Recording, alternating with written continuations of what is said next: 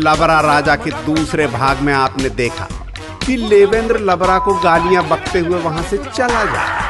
तभी दरवाजे की घंटी बजती। भागती डामर ध्वज, लगा के तेल डाबर का, पैसा खा लेंगे डामर का। ये है महाभ्रष्टाचारी डामर ध्वज।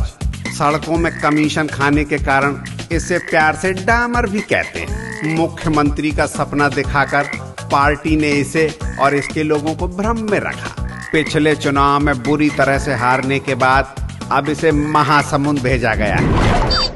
डामर ध्वज जी बिल्कुल सही समय पर आए हैं। चलो कुछ खाते हैं। ठेके वेके दिला रहे हो क्या? अरे भाई ठेका नहीं खाना, जब भी देखो माल खाने की बात करते हैं। पहले सीट तो निकालो, पार्टी की इज्जत का सवाल है। ये बढ़िया है, इज्जत लूटो तुम और बचाऊं मैं।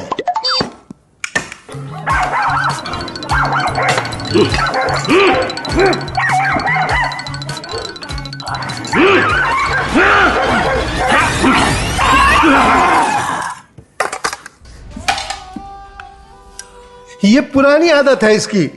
मेरे सामने जब सीएम बनने की थाली आई तो इसने उसे ऐसे ही खींच लिया। बेचारे बाबा को 2.5 साल बाद खाने दूंगा बोल के ठग लिया। पूरे 5 साल खुद मौज लेता रहा। डामर ज्यादा मत बोल, तुझे डामर विभाग दिया था ना, खूब माल बनाया तूने। तू भी तो एक ही सड़क को बार बार बनवाता था।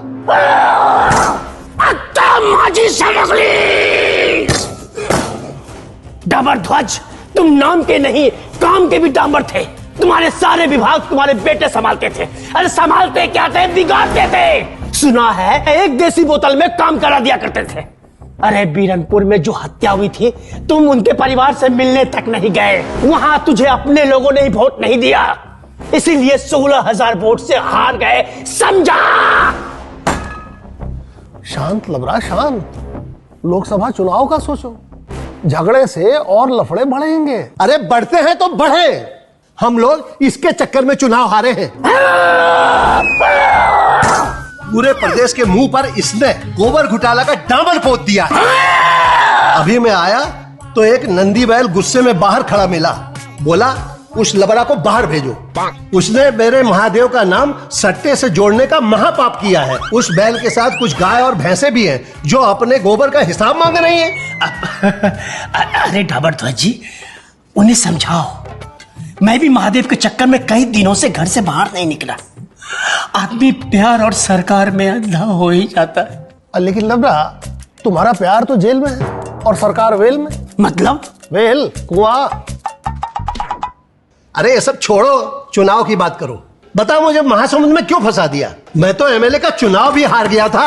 अरे भाई डामर जी, ये चुनाव हारने वाला ही तो चुनाव है, तभी तो इसमें पार्टी अनुभवी प्रत्याशी को प्राथमिकता दे रही है। इसमें चुनाव लड़ने वाले प्रत्याशी पार्टी के शहीद कहलाएंगे, समझा? अब जा और पार्टी के लिए बलिदान दे। ठीक है, मैं जा रहा हूं, लेकिन कम से कम वोटों से हारूं, यही प्रार्थना करना। जय श्री राम। लात मार दूंगा, सर फोड़ दूंगा। जय श्री राम? अरे सुना तुमने उसने कहा जय श्री राम, जय श्री राम। अरे भाई हो क्या गया? अरे तुम समझे नहीं, जय श्री राम बोल के गया है। कहीं बाहर जाकर दूसरी पार्टी ज्वाइन ना कर ले। लात मार दूंगा, सर फोड़ दूंगा। चरण इधर आ। अपनी हार के डर से लबरा बौखला जाता है। उसकी इच्छा के विरुद्ध उसको नांदगांव से लड़वाया जाता। गुंजा का मारा न घर का हुआ न नांदगांव। लबरा राजा के अंतिम भाग में हम देखेंगे कि लबरा और उसके गुर्गे चुनाव जीतने के लिए क्या क्या साजिशें रच रहे हैं।